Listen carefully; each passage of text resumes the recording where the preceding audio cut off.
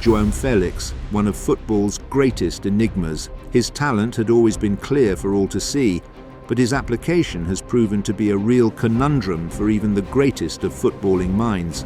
In 2019, Félix was named Golden Boy, beating the likes of Haaland, Sancho, Havertz and Foden to the award. He also made the 30-man shortlist for the Ballon d'Or, and it was hard to say he didn't deserve it back then.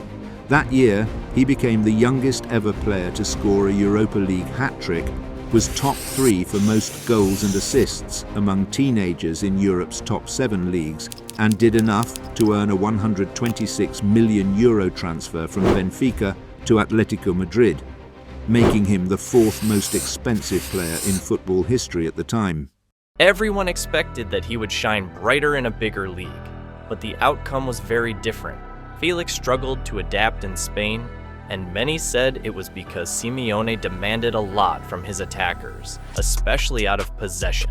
The Argentinian coach always wanted his attackers to press relentlessly, and Félix just isn't built for that. So he was often left exhausted and unable to affect the game in the final third when he got the ball. But truly, the biggest issue was how to deploy him. No one knew what Félix's best position was. Was he a right winger, a left winger, a 10, a false 9, a second striker?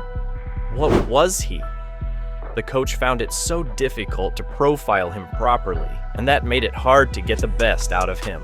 After the early struggles, he finally had one good season at Atletico, where he was named the club's Player of the Season, after a campaign where he scored 10 goals and provided 6 assists.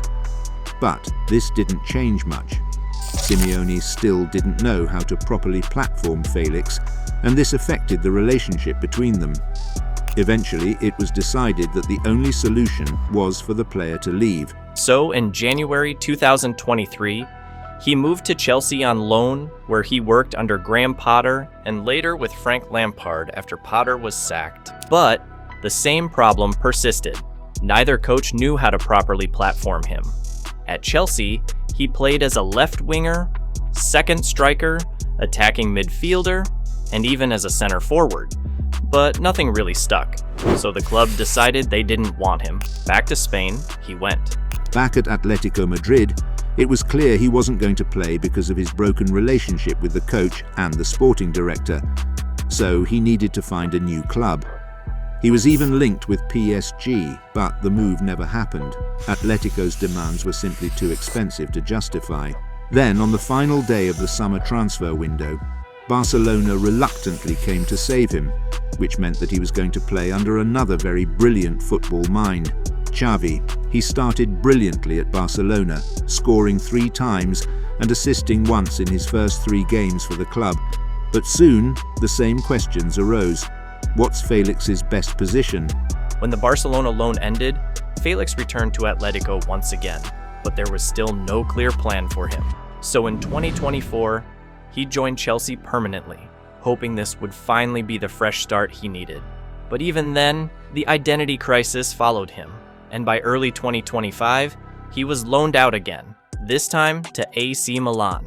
He's not fast enough to be a winger, not strong enough to be a striker, not clinical enough to be a second striker, not creative enough to be an attacking midfielder, and just not decisive enough to be given the free role. Everywhere he went, the challenge was the same. What was the best position for Félix? Nobody has been able to solve that riddle just yet, at least not at the topmost level. Right now, he seems to be having a good time in the Saudi Pro League, having been directly involved in 26 goals in 22 appearances for Al Nassr so far. But even his compatriot Jorge Jesus doesn't seem to have cracked the code either. He only appears to have figured out that the 26-year-old is just not a winger. He has used Félix as a second striker, attacking midfielder, and even a centre forward, but never on the wings. If I was forced to name Félix's best position, I'd say it's as a second striker. But therein lies the problem. Most top teams these days play with a front 3 to guarantee enough width, so his role is practically being phased out in modern football. And the harsh truth is, that he's just not good enough to force coaches to alter their setup for him and build their team around him. But Félix is so talented, so you continue to wonder if there's a top coach that can actually bring the best out of him. Maybe we'll just never see that, but we're glad he has found his form again playing alongside Cristiano Ronaldo at Al Nassr. If he decides to return to Europe today though, what club do you think he should join? Tell me in the comments. While you're there, make sure to give the video a thumbs up if you enjoyed it and slap the subscribe button to see more content like this. Till next time, bye.